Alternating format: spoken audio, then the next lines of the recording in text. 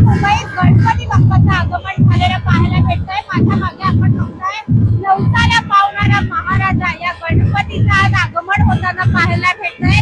तब्बल 12 फूट उंच असलेली गणपतीची मूर्ती जी आहे या मूर्तीचा आगमन सोहळा आज वाशीमध्ये होताना आपल्याला पाहायला भेटतोय। या गणपतीचा हात त्याचबरोबर अंगावर असणारी आभूषणे जी आहेत ती सोन्याने पूर्ण बनवलेली आहेत। एकूणच हे आकर्षक गणपतीचं रूप पाहण्यासाठी नवी मुंबईकरांनी मोठी गर्दी केलेली पाहायला भेटलेली आहे। आयोजक संपत शिवाळे आपल्यासोबत आहेत, आपण त्यांच्याकडनं जाणून घेऊया। तर काय सांगाल, हे कितवं वर्ष आहे गणपतीचं, किती फूट मूर्ती आहे, काय आकर्षण असणार?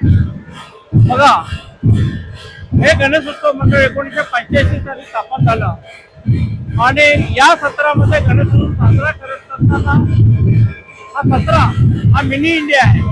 त्या प्रत्येक स्टेट मधला एक तरी फॅमिली इथे राहते, त्या लहान लोक मोठ्या प्रमाणात राहतात आणि अशा या लहान महाराष्ट्र इंडियामधून हे एवढं मोठं गणेशोत्सव मंडळ आम्ही नेहमी सतत साजरा करतो आणि हे 41वं वर्ष आहे।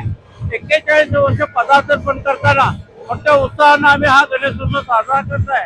तसंच गेले 14 वर्ष ज्या वेळेला आम्ही गणपती आणतो, आगमन सोहळा गेले 14 वर्ष आम्ही मोठ्या प्रमाणात करतो। कारण मुंबई मतलब पहिल्यांदा हे गणेशोत्सव मंडळ मोठ्या प्रमाणामध्ये आगमन सोहळा करतोय आणि आगमन सोहळा करताना या मंडळाची तरुण पिढी जी आहे ही तरुण पिढी आम्ही त्यांच्याकडे तरुण पिढीकडे दिलेला आहे। कारण हिंदू धर्माप्रमाणे आपला काय समाजामध्ये काम करतो, काय उत्साह हे हिंदू धर्माप्रमाणे तरुण पिढीला सुद्धा हे माहिती झालं पाहिजे की आपले काय सण आहे, आपला गणेशोत्सव म्हणजे काय, लोकमान्य टिळकांनी गणेशोत्सव का साजरा केला, या सगळ्या गोष्टीचं त्यांना ज्ञान व्हावं म्हणून या मंडळामध्ये तरुण पिढीला मोठ्या प्रमाणात सामील करून घेतलेला आहे। आणि त्याचंच हे चित्र आहे की सगळे जवळ 300-400 तरुण पिढी या आगमन सोहळ्यामध्ये सामील झालेले आहे आणि इथून पुढे सुद्धा हा आगमन सोहळा मोठ्या प्रमाणात साजरा होईल। नक्कीच एकूणच नवी मुंबईत या गणपतीच्या आगमन सोहळ्यासाठी नवी मुंबईकरांनी मोठी गर्दी केलेली